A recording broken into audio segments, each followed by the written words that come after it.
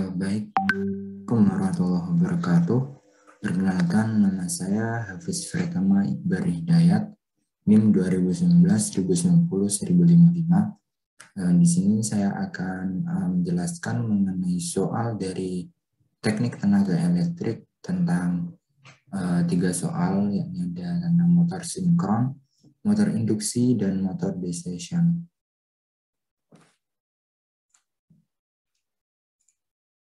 Baik, yang pertama adalah tentang motor sinkron. Motor sinkron adalah motor AC bekerja pada kecepatan tetap pada sistem frekuensi tertentu. Motor ini memerlukan arus arah untuk pembangkitan daya dan memiliki torsi awal yang rendah.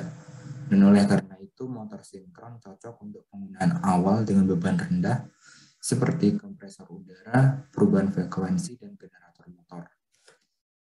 Motor sinkron mampu untuk memperbaiki faktor daya sistem, sehingga sering digunakan pada sistem yang menggunakan banyak listrik.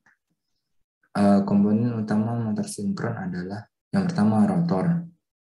Perbedaan utama antara motor sinkron dengan motor induksi adalah bahwa rotor motor sinkron berjalan pada kecepatan yang sama dengan perputaran medan magnet.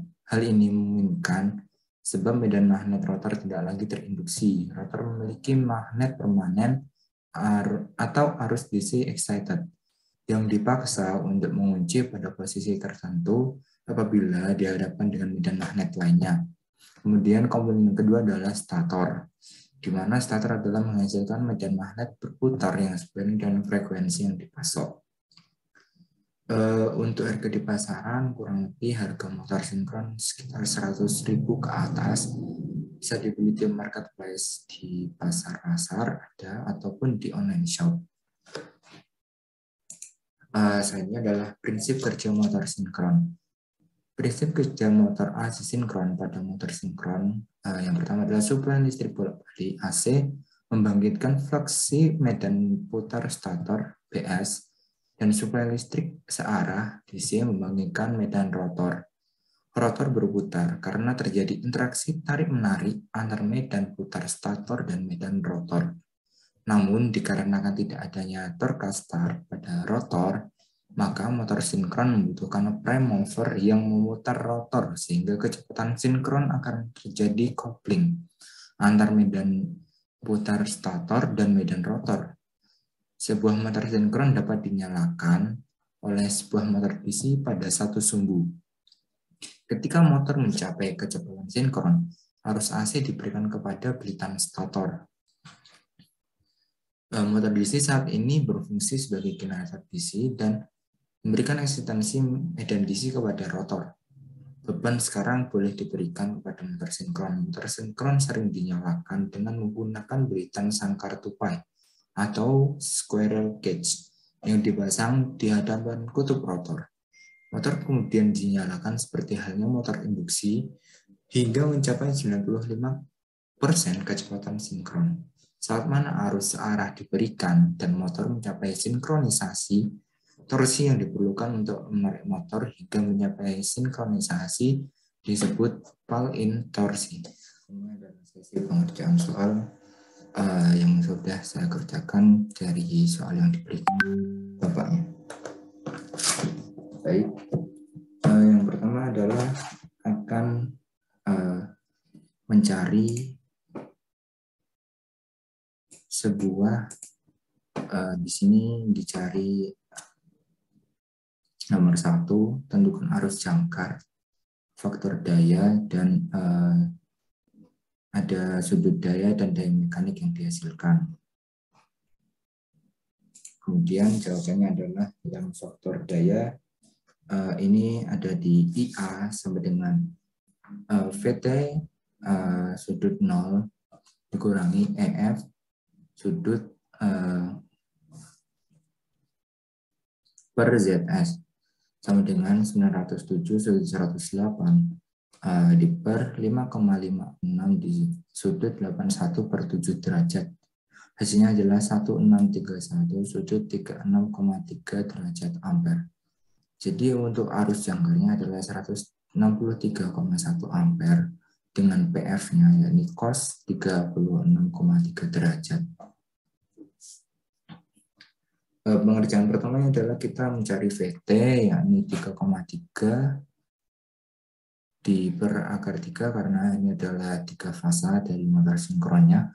Nah, ini hasilnya adalah 1905 V, EF-nya adalah 4,27 di per akar 3. Kemudian hasilnya adalah mencari faktor daya. Faktor dayanya ini adalah P per V, yakni rumusnya P, V dikali I dikali cos, dikalikan akar 3, di per V dikali I dikalikan akar 3, yakni ketemu sama dengan faktor dayanya adalah cos, yakni 36,3 derajat. Kemudian selanjutnya adalah mencari sudut. Ya, bisa kita dilihat sudut yakni PE masuk sama dengan VT kuadrat yang ini yang pada sini VT kuadrat per ZS kuadrat dikali RA ditambah VT dikalikan EF per ZS dikalikan sin per alfa. Sin sudut kurangi alfa.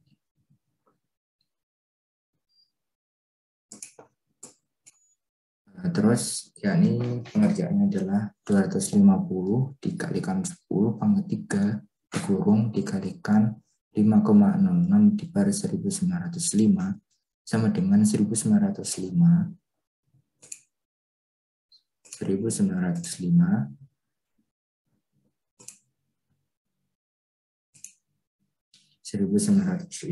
di per 5,56 dikalikan 0,89 ditambah 2465 sin kurung sudut yang dicari per 8,3 nanti dicarinya lewat persamaan yang mencari Z.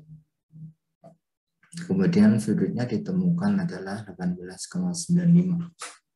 Kemudian selanjutnya adalah mekanik, yakni rumusnya adalah 3 EF IA arus jangkar cos kurung sudut per ini sama dengan akar 3 dikalikan 4270 dikalikan 163,1 cos 55,250 dikurung akar 10 pangkat negatif 3 sama dengan 687,5 kW, yakni untuk energi mekanik.